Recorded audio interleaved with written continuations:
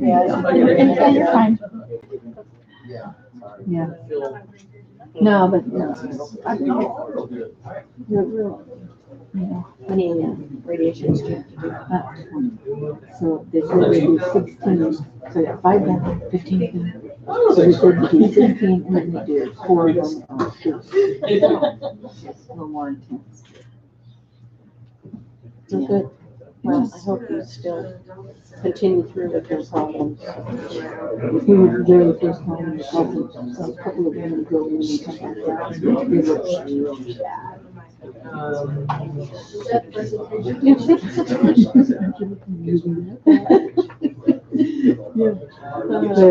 But they must be.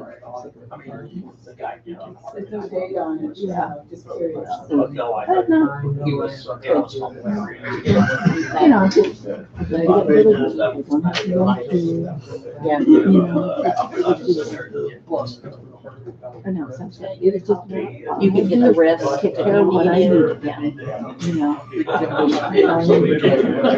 How's your first week? I've been thinking about you, right? I'm hanging in there. Yeah. I just got, I'm getting over shingles. That's all you need. Pain is unbearable. It's the worst pain. The worst time when I had my fusion. Is it because your knees are Nowadays. Yeah, everything that's around me did. I had bronchitis, then I got whooping cough, Yeah, I do. then I got over that. But the doctor said it's just because my immune system is so down that I just can't fight stuff off. Yeah, I haven't had to do it. That's good, Yeah. good, and hope I'm you glad don't. you do. Thanks.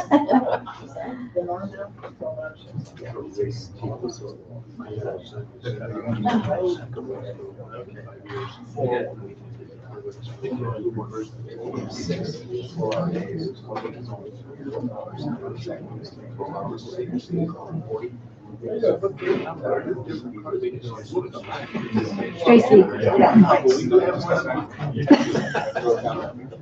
Third. Not fourth, but October.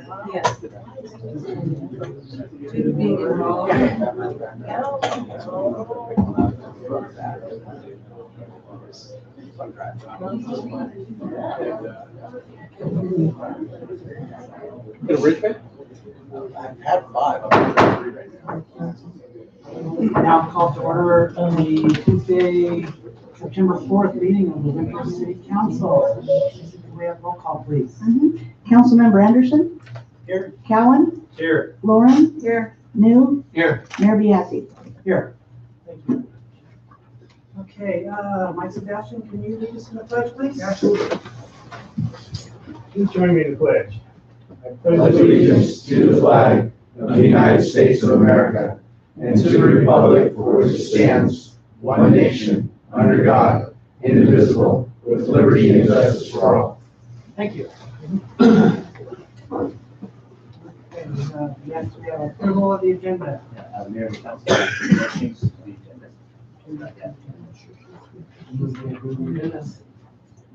Second. We have a motion and a second, all in favor? Aye. All opposed? None? Thank you. Moving on. Up next, we have council and staff comments. Councilmember Lauren? I'm just gonna hold this here while I talk. On August 22nd, 29th, 30th, I've been in ongoing conference calls with the rural cities to put together a presentation at the League of California Cities upcoming conference on the need for a rural working group to address rural issues across the state of California. On August 25th, 27th, and September 3rd, I met with the Hispanic Advisory Committee to continue planning the Festival de la Comunidad. We also did a work day on Saturday, August 25th, to help clean out the community center shed. It was a good time, and we got to fix some tables. Al Palacio, Alfonso Salas, Leticia Cuirarte, and I did the work along with the Rivers Theater Group. On August 22nd, along with Mayor Biasi, we met with the district for the 2x2 to discuss the improvements on the district property. On September 3rd, I met with Don Lundy to discuss tonight's agenda. And don't forget to put on your calendar the last Saturday in September for Festival de la Comunidad. Thank you. Councilmember Anderson. Thank you, Mayor. Attended the Affordable Housing Steering Committee meeting.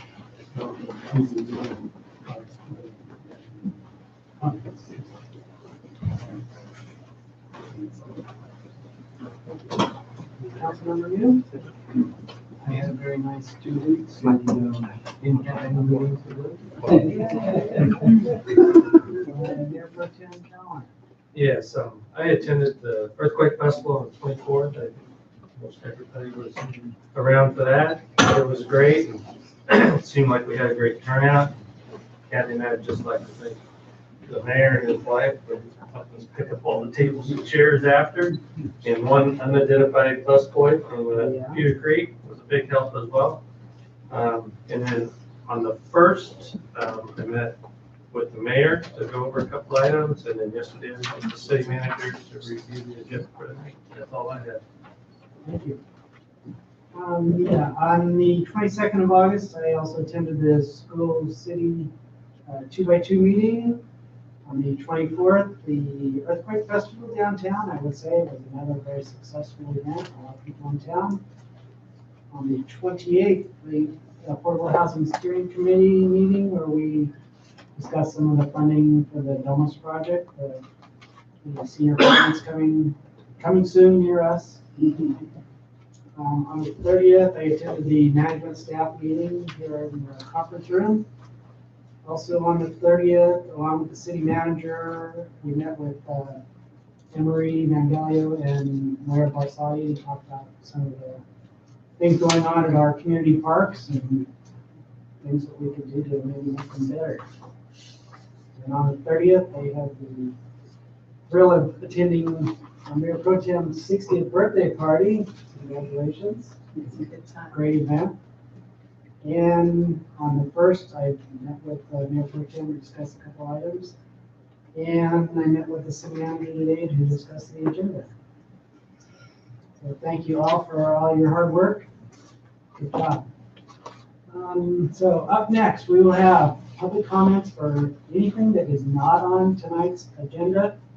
We have some forms in the back you can fill out if you'd like to speak. I have 2 turned in. So first up, I will call Tina Loudon. She wants to speak on beautification of downtown Montrose.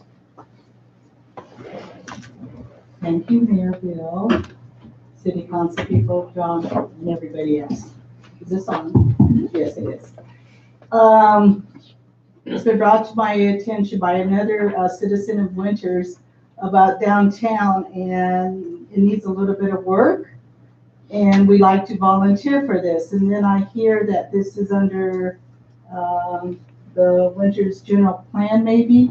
So I would like to submit my name to be part of this commission or committee or whatever it is for the Winters Downtown Beautification Committee. Thanks. Okay, thank you very much for bringing that to our attention and for your willingness to serve. We also have a form here from Wally Pierce. Wants to speak on fall prevention.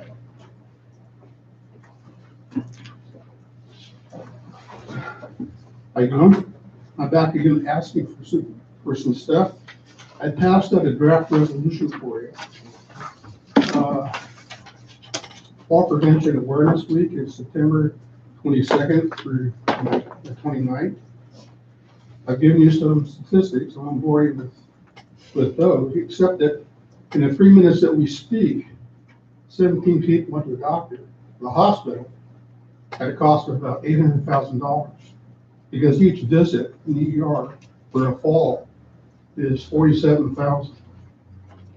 So Fall Prevention Awareness Week is targeted those 65 and older. Their Mayor Pro Tem's getting close. So what I'm asking you guys, what I'm advocating for is that you'll draft a resolution. I would really appreciate that. Thank you. Thank you very much, Wally. Is there anyone else in the audience that would like to speak on anything that's not on tonight's agenda? Okay. Seeing none, we will move on to the consent calendar. And Mayor and Council, a couple of items. Item A are the minutes from the regular meeting on August 21st. Item B is a development impact fee payment agreement for the Fairfield Inn Marriott Hotel that will begin construction out on Matsumoto Lane near Grant Avenue and the 505. Item C is the public improvement agreement for the same hotel. A public improvement agreement is for all of the connections, street improvements, sidewalks, sewer, water, how things are connected into utilities, and everything down to signage. This is basically the agreement between the city's engineering group and the group that is building the project. Item D is a street closure request for the Festival de la Comunidad. This is just for the street closure. They got a petition, looks fine. Item E is authorization to do a request for proposals for an administrative subcontractor to administer the home monies regarding the Mount Terrace apartment complex. Kind of the way that it works, home money is actually federal money. They require basically an auditor contractor to monitor the overall project to make sure that the monies are spent in accordance with the terms of home funding. In this case, the RFP was put together by another contractor to us, which is Yellow Housing. We send it out. This is a federally approved procurement process. We'll hire them, and I think at the end of the day, they'll actually produce some reports for Yellow Housing, which will produce reports for us. So it's bureaucracy that is fun. That is the consent calendar. Thank you. Any questions on the consent calendar? We have, I think, Councilmember Anderson has a conflict with item D due to proximity, and Councilmember Warren has a conflict also due to her being part of the committee for the Festival de la Comunidad. So they will be voting on item D. Okay, so we have a motion. Yeah, I'll move the consent calendar with the exceptions noted. Second. We have a motion and a second. All in favor, say aye. Aye. All opposed? Passes unanimously.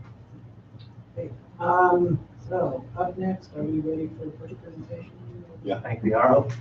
So We are. we have a presentation on an incident, I guess we could call it, that happened recently in our community, and I'm very proud of the way our team has responded to this, and wanted to bring it up tonight and have some recognition.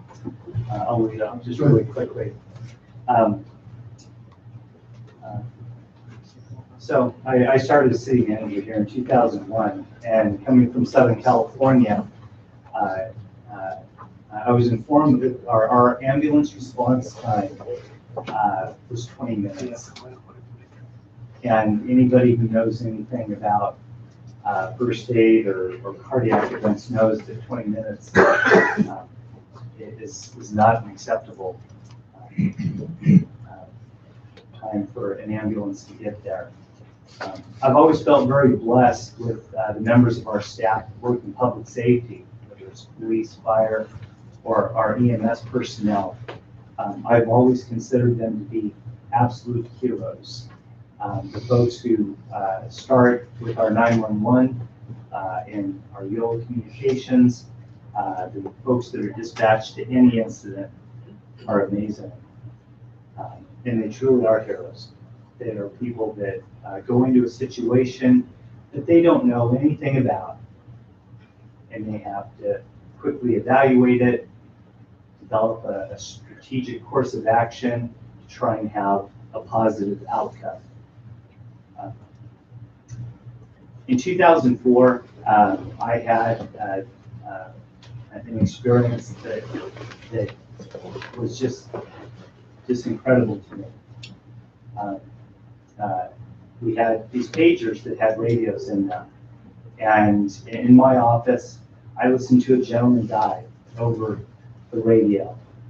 Our personnel showed up because of a number of circumstances, and the ambulance was dispatched all the way from West Sacramento, and by the time they arrived, even with absolute gallantry in trying to save the person, they didn't make it. I will tell you that that day was the worst day, but it gave rise to what we will hear about tonight, which is the reason why we have worked so diligently to upgrade the overall services that we have in Winters as far as our public safety and our EMS. And there certainly are some folks here that deserve a little bit of recognition, and I think you're going to hear the story. Under federal law, we're absolutely prohibited from talking about various things that we do. There's the Health Information Personal Privacy Act, better known as HIPAA, which prohibits anybody from talking about things unless you get a release.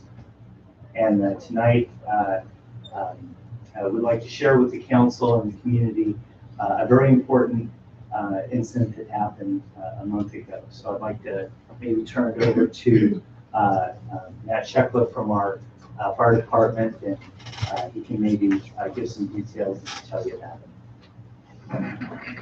Good afternoon, Mr. Mayor, City Council, City Manager Don Levy. Thank you. My name is Matt Sheckler. I'm fire captain, former retired fire chief as of the 1st of September. Tonight is about recognition. On July 22nd, 2018, at 19:28 hours, and 26 AMR 322 were dispatched to 1117 MacArthur for adult male not breathing. The patient was found to be in cardiac arrest. The quick actions by the patient's son, age 26, AMR 322, changed the outcome to be positive. As first responders, we deal with a lot of unfortunate and stressful situations almost on a daily basis. It is important that we highlight the victories that motivate us to do what we do. Recognizing our first responders is important, but more importantly, we should recognize the first responders' commitment to our community. The community of Winters and the surrounding area, as you know, you see the engine going up and down the road every day. They're going to call, it doesn't matter what the situation is. I often say that the public has a perception that when you step off the ambulance or a fire engine, the public thinks that you know exactly what to do no matter what the situation is. Our crews go through about 50 to 100 hours of training each year, depending on their level of EMT or paramedic. Tonight reminds us of how hard work, education, and training pay off. I'd like to remind the community of Winters that your first responders are loyal and dedicated. And with that, I'd like to recognize the following individuals: AMR paramedic Lisa Giselle, AMR EMT Haleh Shahi, Captain Brad Lopez, firefighter Steve Grisham, firefighter Jonathan Hunt, firefighter Aiden Draper, Officer Gordon Brown, and Sergeant Jose Ramirez.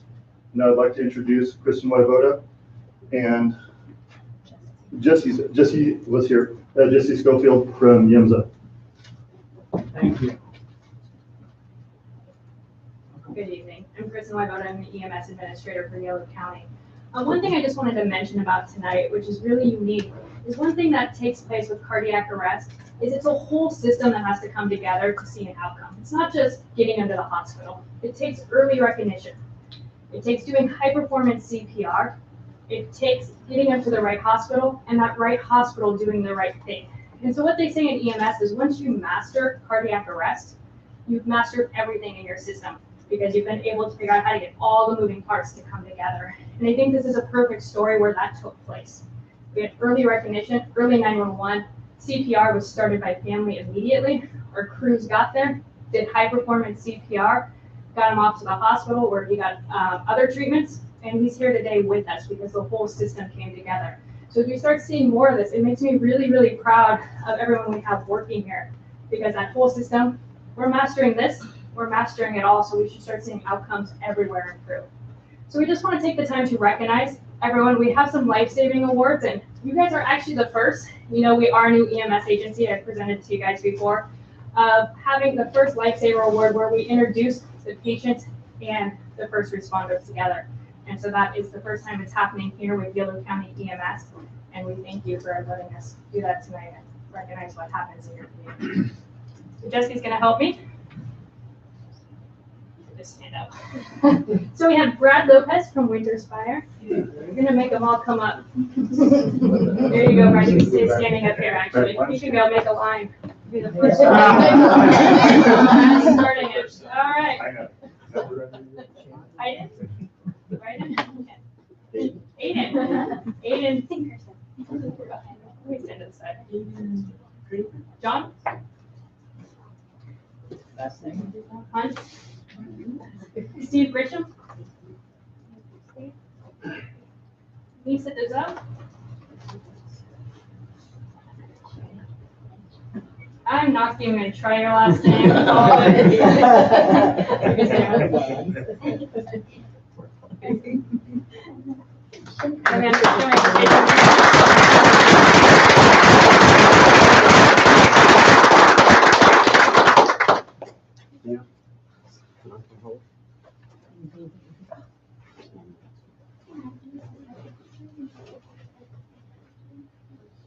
Que es bueno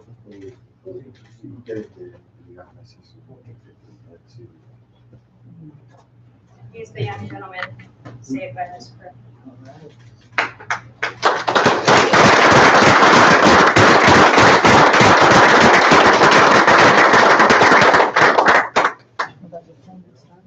Yeah.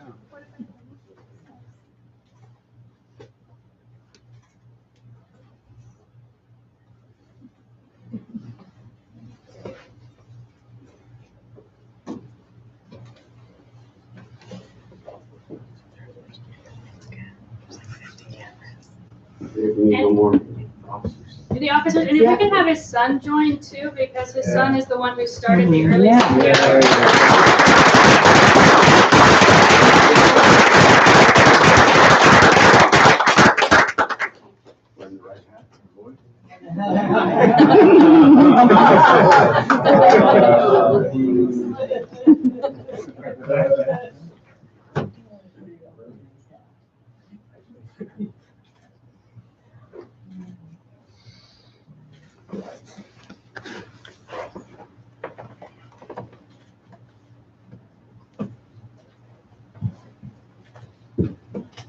Son muchos todos alguien y las que está aquí hoy y el equipo de trabajo con ustedes. ¿Quiere decir algo? Muchas gracias a todos. Por vernos cenado. He says, thank you very much for everyone that said that.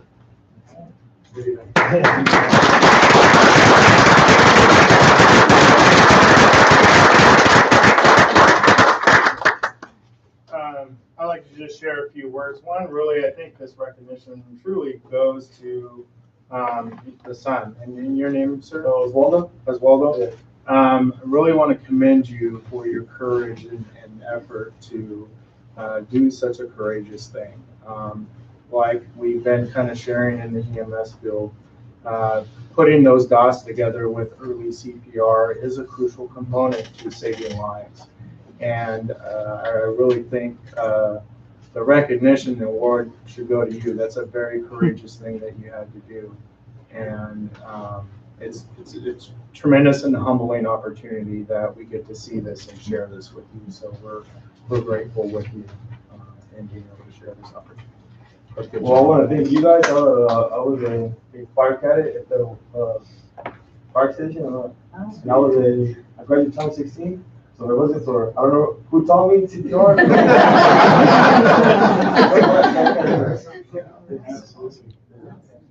God bless you, yes.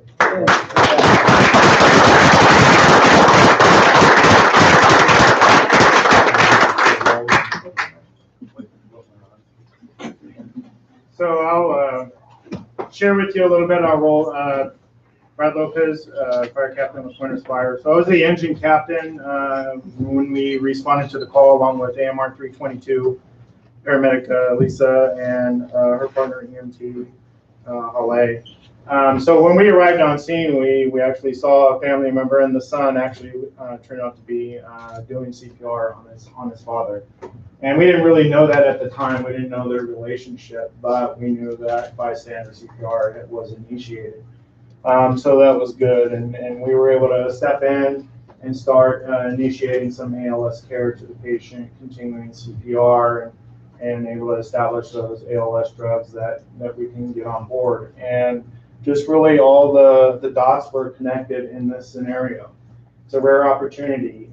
I've been in this for 25 years. They will share very similar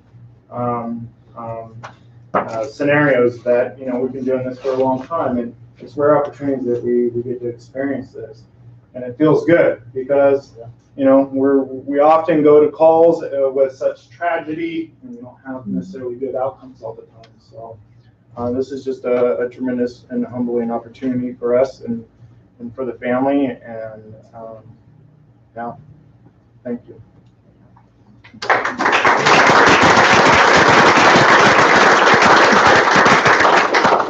If I might, before Kristen goes very far,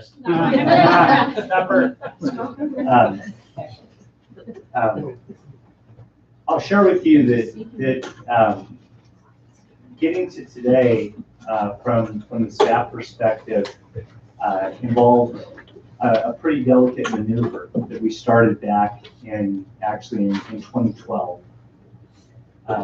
We actually petitioned the state. As it turns out, the folks that had driven the Winters ambulance for Winters Fire for a number of years created a window of opportunity that was very unique amongst all the cities in the greater Sacramento region. We were not going to get ambulance service here to the level that we have today under the previous arrangement. And we literally went to war with a region here in the Sacramento Valley. And the result was the creation of the YOLO Emergency Medical Services Agency, better known as YMSA.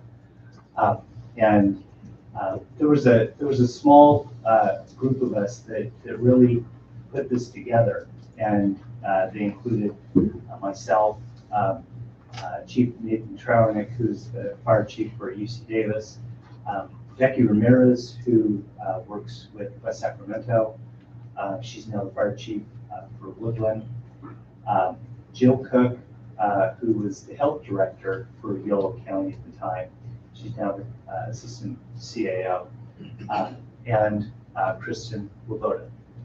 And Kristen's here, and where'd she go? I'm just There she right is. back here. Today is a miracle, and it's amazing. This gentleman's here tonight. His son is a hero, but I would argue that there are some of us who work very passionately behind the scenes to make certain things happen, and without question, I would put Kristen and her entire team in that category. If it wasn't for what Kristen and their staff did in order to enable the level of service that we have here today, we wouldn't be having tonight. So I just wanted to kind of recognize Kristen for her work, and I went and I got her some flowers from Town and Country. Certainly, Kristen, thank you and congratulations.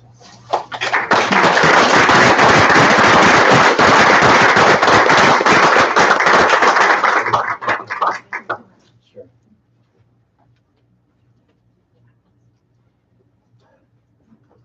And I would just like to also repeat what John has said. I mean, we are so lucky to have the team that we had. And this took a whole team to put together the services that we have in town, and then to have a response with a positive outcome like this. It really does. The fire department, the police department, the ambulance service, just the 911 service, everything. It takes a big team, and we're very successful. We want to say thank you very much for all the hard work that you do every day. We know the calls that you go out on. You never know what you're going to come up against, and just to respond to those types of things takes special people to do that. So thank you all.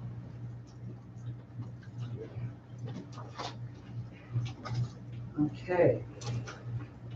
Moving on, next up on the agenda tonight, we have a presentation to recognize our outgoing city treasurer, Mike Sebastian. Mike, we have a certificate here for you. I'll come down and present it to you.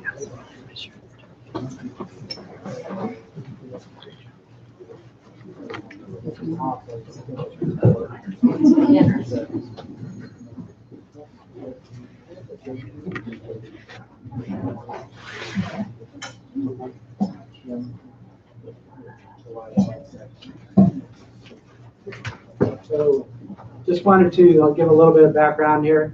You know, Mike has been our city treasurer since 2006, I believe. So on the election back in June, we had a measure on there. The duties and the responsibilities of the city treasurer here in Winters have evolved over the years. And the measure that was on the ballot was to change that position from being an elected position to an appointed position. So Mike has been our treasurer since 2006, elected by the people of Winters. And we wanted to just have him here tonight and say thank you to him for his service to the city, to the community. I know, Mike, we thank you very much for all that you've done for us.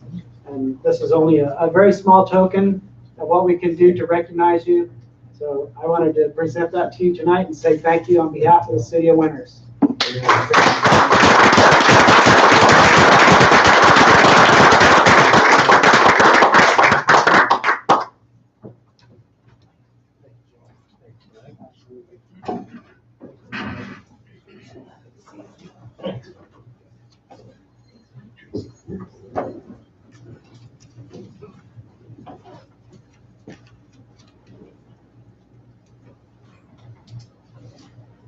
Okay, we'll move on to the discussion items. Item number 1 tonight is a public hearing and city council consideration of the return of state CDBG grant funds and reapplication for proposed senior center and senior services. Good evening, Mayor and council members. Staff is bringing before you tonight an agenda item wherein staff recommends that the city council do receive the staff report, conduct a public hearing, and approve the disencumbrance of the grant funds, the CDBG grant funds associated with the senior center as part of the Domus Blue Mountain Terrace project, and also the senior services were under that grant. Staff has been in communication with the CDBG folks at Housing and Community Development at the state. As we got closer to the end of this grant, the actual expenditure deadline is September 30, 2018. And as council is probably painfully aware, the cost of construction for the senior center at the last time that was actually penciled out was about 2.2 million, and there was about 1.4 million available for construction of the senior center under this grant. And while we did look for remedies and kind of threw out some Hail Marys to try to close that piece of funding, at the end of the day, we were $700,000 or $800,000 short of what we needed to construct the senior center. However, in discussions with the folks at the state of California, they very much recommended the path that's being presented to you tonight, which is simply to by your action, approve the disencumbrance of the fund and the notification to the state that we want to end this standard agreement. And the rationale behind that, and sharing the conversation with the state, is there's been some significant changes, and with even more in the works. One of those changes was when we were successful in this NOFA, the ceiling for public facilities was 1.5 million. in the 2017 CDBG NOFA, that ceiling was 5 million. Now, in conversations with the representatives, the CDBG reps at the state, there's no assurances that the higher ceiling will be in place. But one of the things that is happening is the state working with HUD, the feds, are likely changing some of the rules as it relates to program income. So let me make the compare and contrast. Right now, the city has about 650,000 in what's called CDBG program income, and those are monies that were lent out under the CDBG guidelines, and then were paid back to the city. And when they're paid back to the city, they're still CDBG funds. They're just considered what's called program income. Under the old way the state was doing things, if you couldn't add program income to the grant to get to that higher number, you had to use program income first, and it is not additive to the grant.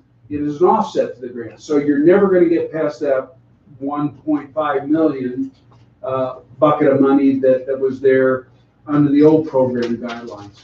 However, we have every reason to believe that the state is in the process of changing that particular policy and guideline, where in the future that program income could be additive to a grant. So even if the ceiling on public facilities stays at 1.5 million, with this potential change in program income rules, that 650,000 could be added.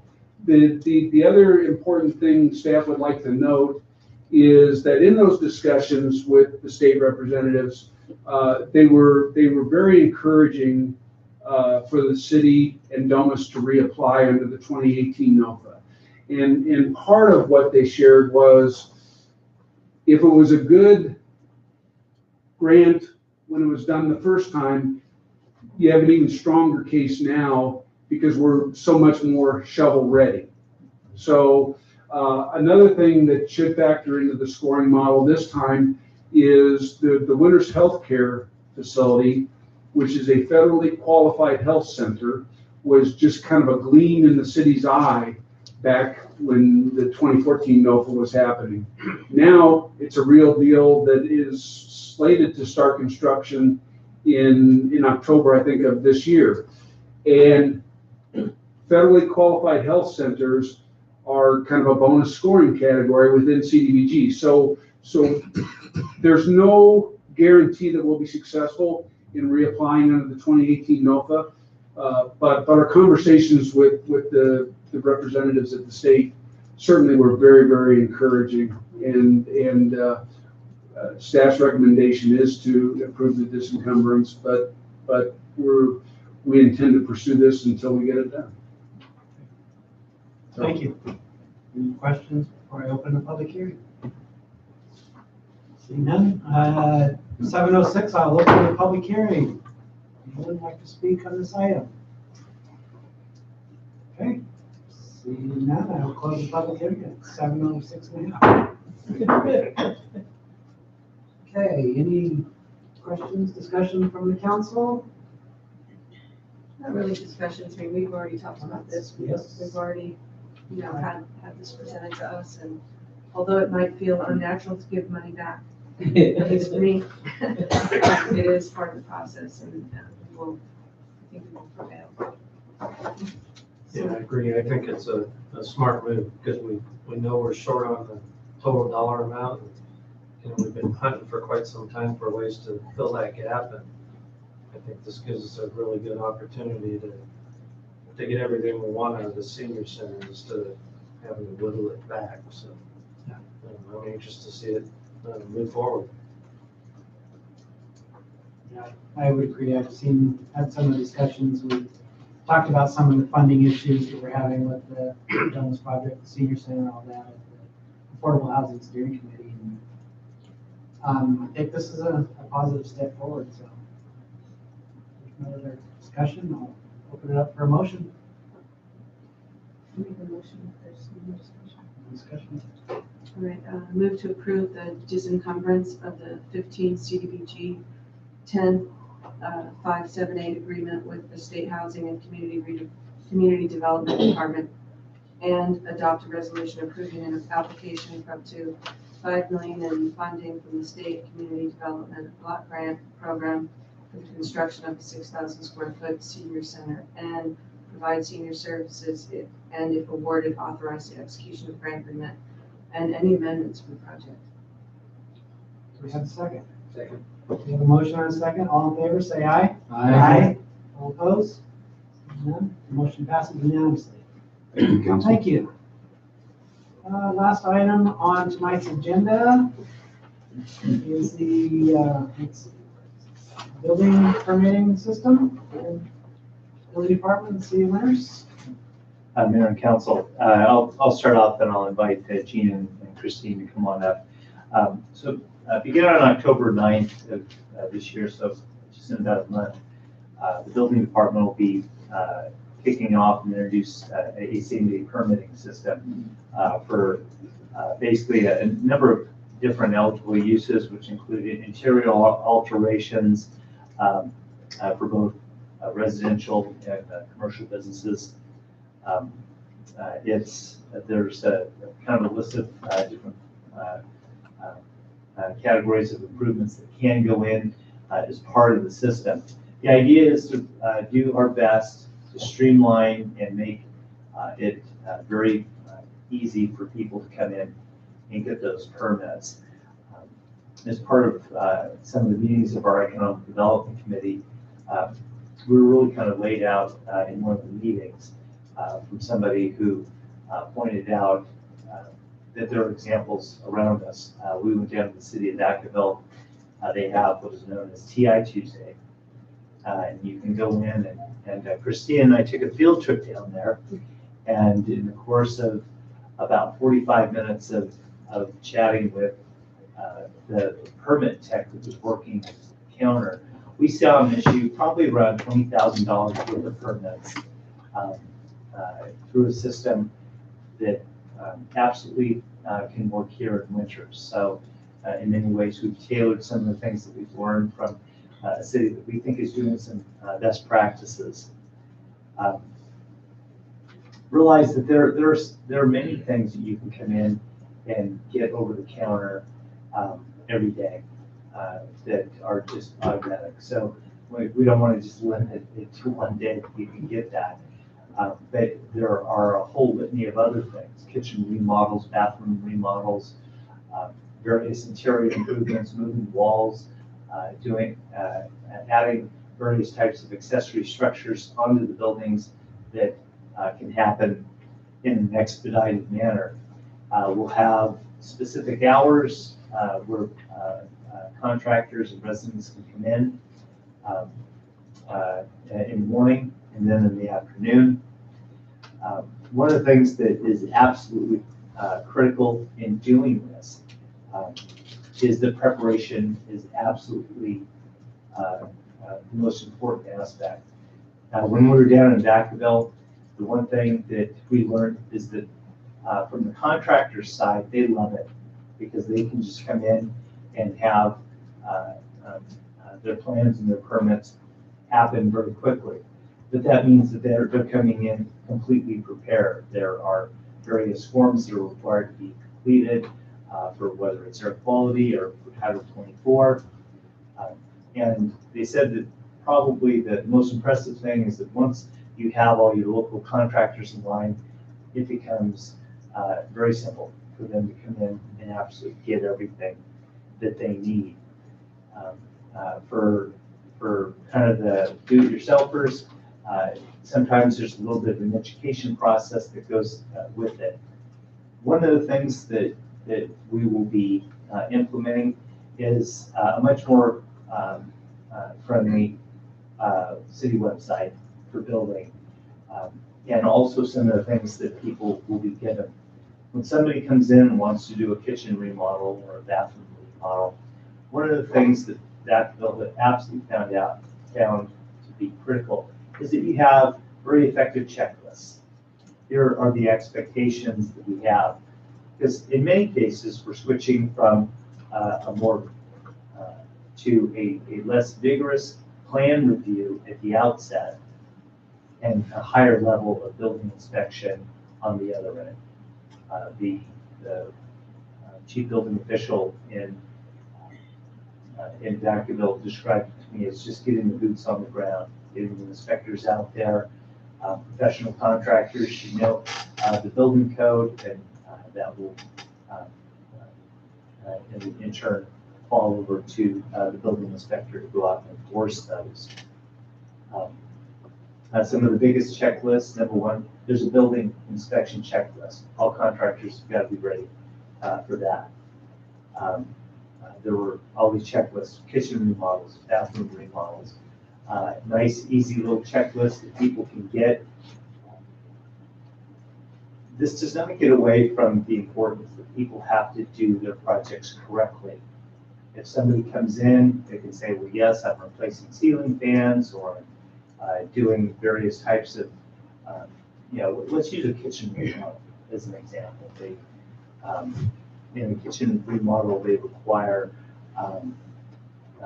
GFCI outlets to be installed in the kitchen. If somebody goes in and they don't have those, it's not the inspector's fault when they failed the inspection. The checklists that you hand to them say, yep, you're going to be compliant with the building code, the electrical code, all those types of things. Essentially, we're ready to launch this. It'll happen in basically two phases.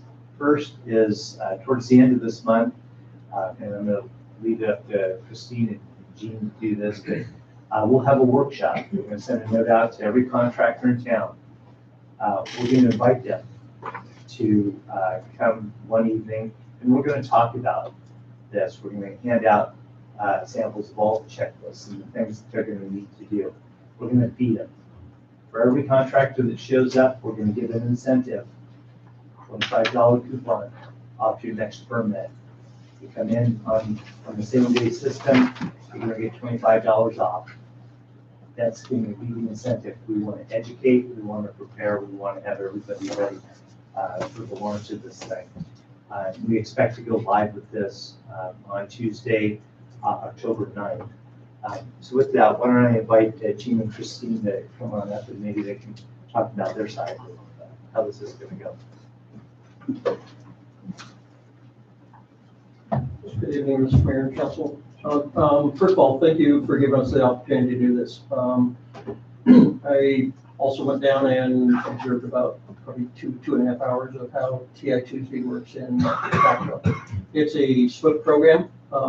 We're excited to be able to take a part of it and try it. It's going to take some training both on our staff here and contractor staff, but we're excited about it. We see no reason why not to offer this, and I think it'll be a great opportunity for our contractors to get things moving a little bit faster. As John mentioned, it is going to put a little more emphasis on inspection time. So we're going to see a little increase out there, and hopefully, and we're going to offer this. I haven't talked to John, but I don't think that that's going to be a problem. I've got contractors that still don't have code books, and I'd like to offer all of our contractors code books at our price. I'm a member of ICC, and we can get a pretty good discount on them, and I'd like to pass that on to them and encourage them to work with us on this. Like I said, we're excited about it. Christine's done great on getting the handouts and everything. We're in the process now of reviewing them, trying to change some of the stuff so that everything doesn't say City of Vacaville on it.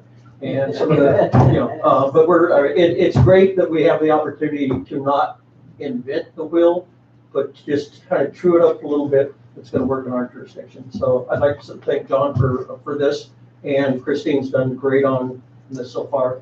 We're looking forward to it. We're going to expect a few bumps as we go along, but we do that day to day anyways. I don't see any really drawback of this at all whatsoever.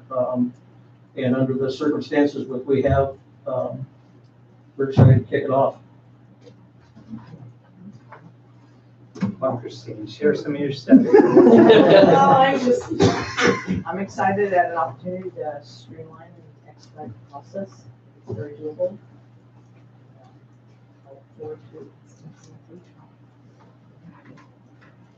Thank you. Now, one of the things, when Christine and I were there, they serve popcorn. So they're trying to maximize customer service there. But as Christine and I were in there, they gave some very good examples of how this benefits. One of the examples was a gentleman came in and it had been flagged in a business license application because the address really didn't exist in the city's list of the addresses, and basically it was a commercial conversion where they had installed a wall and some things inside a commercial building, and the guy showed up. They were essentially they issued a same-day permit for somebody to come out and get an inspection of a non-permitted improvement, basically a wall. And they also talked to us about certain residential improvements. Somebody is going to do some work in their kitchen or in a room within the house, and they show up, and some people plan a little bit more than other people, and they just gave example after example after example of folks that say, well, I've got my cousin Bob showing up this weekend. We're going to hammer this thing out this weekend. The difference between having this type of a program available and not is that in Vacaville they quickly realized that none of those projects would have ever come back to the permit counter if they had just been told, oh no, you've got to do an extended submittal on things. They simply would have walked out and done the improvements. They wouldn't have gotten the permit. They wouldn't have gotten the inspection. The number of permits in Vacaville, the community development director basically told us, they soar. They go way up. As people have a comfort level on coming in and getting these something expedited and over the counter, it just helps with everything. So it helps in many regards. It gets people getting permits. It has things more aggressively inspected. And hopefully it'll help in the number of permits we get. And, from a monetary standpoint, that would be a good thing too. I'll give credit to both Jean and Christine. That Christine instantly established a rapport with some of the folks. I know that she's been researching. We're working diligently to have the forms and the checklists. Those things will all go up on the reformatted website for the building department. Is this going to be a perfect rollout? Probably not. But you know what? We're going to do our best and try and get it there as best we can. And I give both Jean and Christine a lot of credit. I know they're working hard on it, and we'll get there. So look for at least something going out towards the end of this month. So we'll invite all the local contractors in, and then October 9th we'll roll this in. Evidently, we're going to have popcorn at that meeting. If we could have a popcorn machine, if there was a place for us to put it around there, I'd have a popcorn machine every day. We have a question. I like a margarita machine. We have a question. Yeah. Were you into that popcorn machine? They have one now at the fire department. And why do they get that? So the fire department. It's at the fire department. Is there anybody in the audience that would like to comment on this? I think it's a great idea. Thank you. Would you like to speak up to the mic? No, it's Mike. Don Jordan. I think it's a great idea. Thank you, Don. Works very well in Vacaville. Thank you. Questions by council members? I'll just comment. Sure. I've experienced this program in Vacaville, and I know it works well. And I think, you know, some of the things that John and Gene have both mentioned is, I believe it absolutely encourages people to get permits where normally they wouldn't. If they know they can go in and get a permit in one day, you know, even if they have to stay there a couple hours to work their way through it, getting it that same day makes all the difference in the world for the smaller jobs, for the tenant improvements and the remodels and, you know, small room additions and stuff. And yeah, the plans might not be perfect, but that's what gets worked out in the field with the inspectors. And it's a program that works, it works well, and it encourages people to go ahead and get that permit. So you're saving money, and I know part of their attitude is, especially with the tenant improvements, is the quicker they get them back out the door, the quicker the tenant improvement is done, and the quicker the process goes, the more money the city makes, and the quicker they're making sales tax off of whatever that business is that's opened up. So it's kind of a win-win-win, you know. So the quicker that all happens, the quicker they're on the tax rolls for the increased property taxes. I mean, it just helps all the way around. So it's something I definitely think we need, and I think it'll be a good improvement for the building department, which was one of the biggest issues at our PDAC committee. They wanted to see that process work better. So this is a great first step in making that process work better.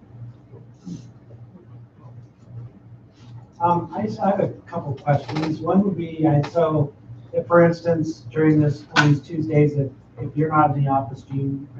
I will be in the office. Every Tuesday, you never go on any training conferences? We're going to limit that as much as possible. That, yeah, I mean, it's the intent. Christine is not a plan checker.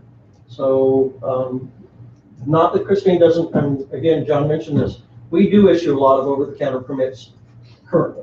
So it's not going to change our whole dynamics of it. It's just going to add to some of the services that we are providing now. There may be some times, yes, that we're having problems now getting fill-in inspectors. And we are now dealing with 5 different plan check companies or consultants, and they're having problems hiring. So some of that's going to have to be worked out. I am going to, counter hours Tuesday and Thursday for this. This will be my first assignment. So the inspections, when I'm in doing, whether we call it TI Tuesday or over-the-counter Tuesday or whatever, this will be my top priority on those days. How we deal with one, yes, sick or on vacation, those are things that we, as of yet, haven't been able to work out. Oh, no, we'll work it out. It's really easy. We'll have an inspector in here. You will not get sick. 2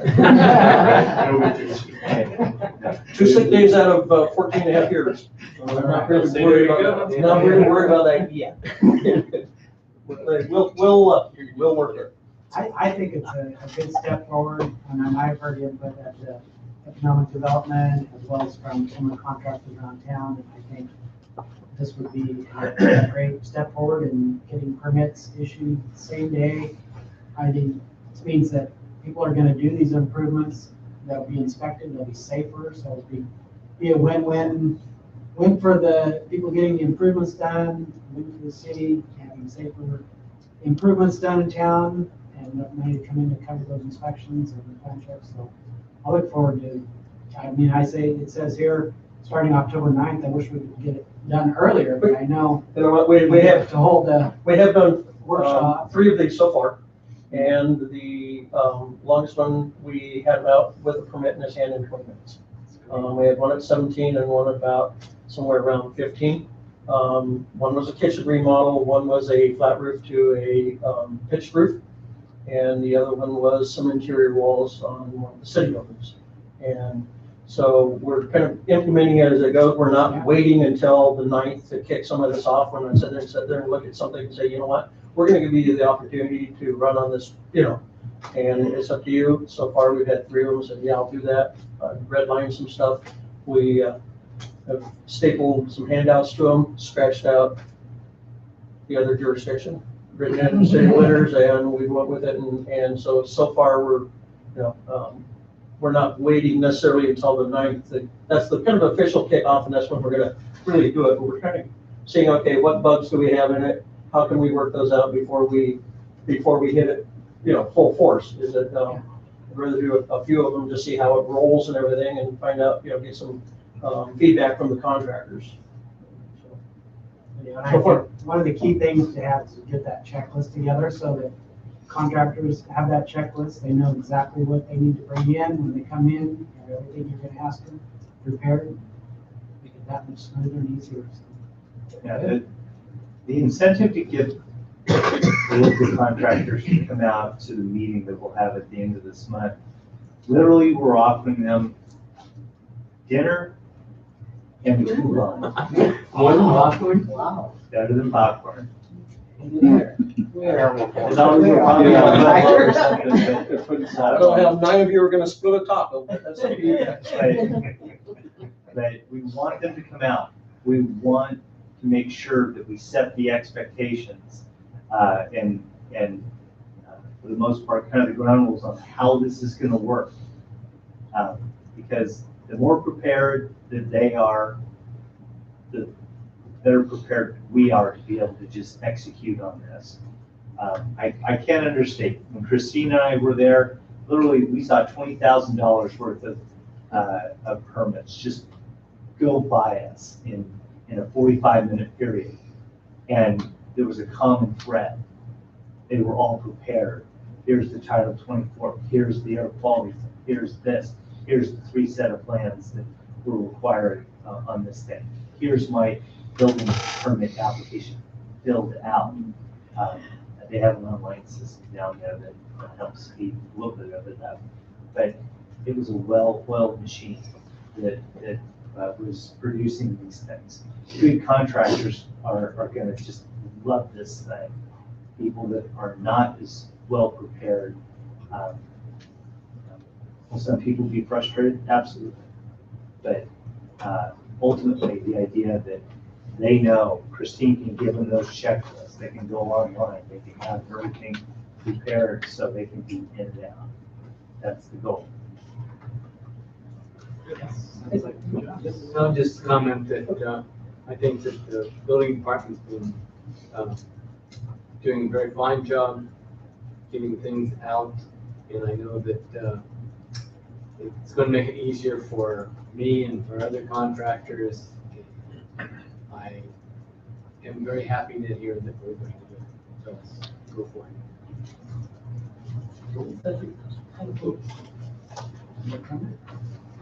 Sounds like you've got the green light to go ahead. You're good. All right, that was the last agenda item. Last thing we have will be the city manager report. A couple of updates. Today they started Pit Creek Phase 3. Right. They were down there working.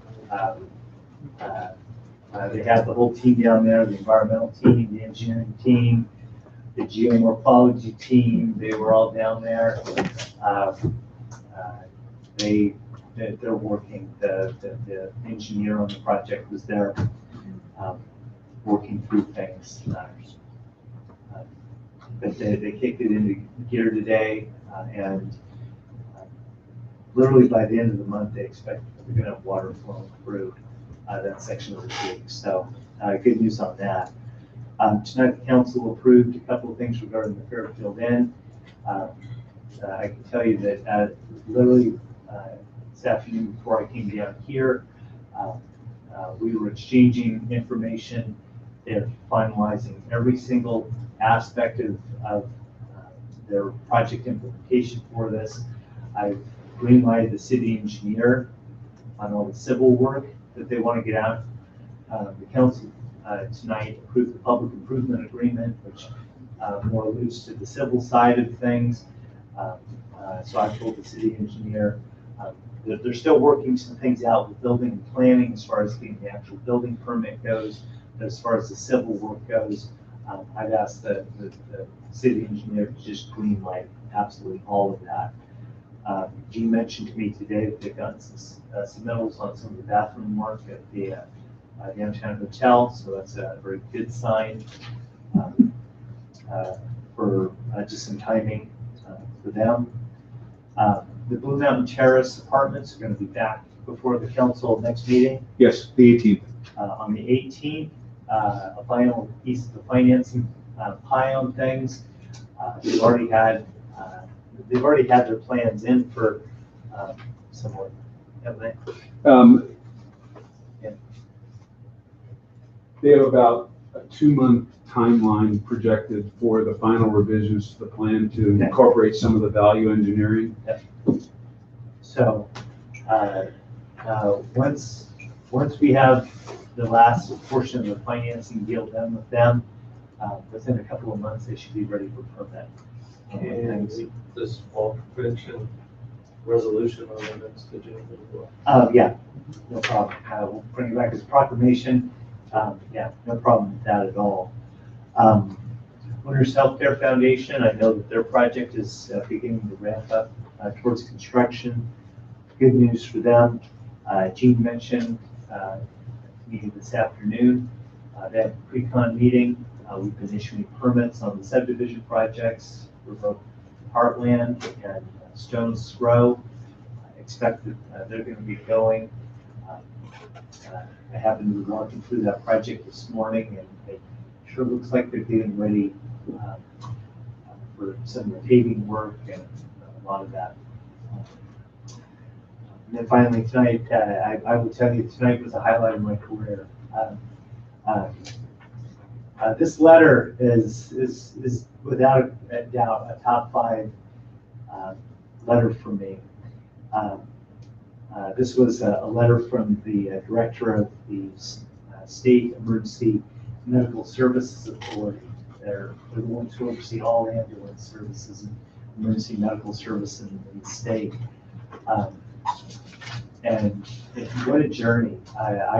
For almost 5 years, I sat as the chair of the Emergency Medical Coordinating Council for Yolo County, and I was just beating my head against the brick wall trying to improve the ambulance service here in Winters. When we brought Aaron McAllister on board, he had a little bit of information that actually spun off of some information that Scott Dozier had regarding ambulance service. And Scotty produced a letter from 1998, which gave a ambulance license to the Winters Fire District. And it opened every single door for us. It was literally the golden ticket that he produced. And there's a lot of people that did things that led up to tonight. Now I think Mike, you drove the ambulance, or you rode the ambulance? I was actually the first person to receive the EMT of the Year award in 1982. Okay. I was the first fireman of the year and EMT of the year together at the History of Winters Fire. But for years, some of the folks, Barb Carlin, Ron Carlin, you shouldn't start mentioning names, but there's a whole crew of people that kept that. Mike's predecessor was Peg Dozier, and Peg drove the ambulance for a very long time. Oh my goodness. But tonight, based on their efforts, their legacy is tonight. That gentleman, his son's a hero, and his wife and his children were here. And if it wasn't for kind of the team effort to make all that happen, tonight wouldn't happen. So I feel really honored to be here tonight. That's my report. Thank you. On that note, we will adjourn tonight's city council meeting at 7:37. I didn't want to go. Oh, yeah. Marketing, they were much higher, they were higher. the scope of the submittal is too large. It doesn't qualify for TID. You see it's called that. Can't build it. Can build Yeah, yeah, no, yeah. Anything over 500 square feet. Structural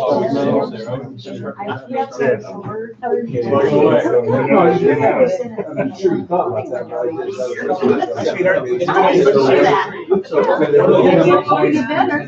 Me too. No, they have, you know, I mean, they have local plants. Chamber, whatever.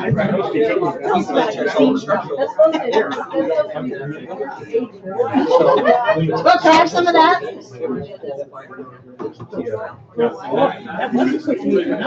Yeah, that's not bad. There's certain, simple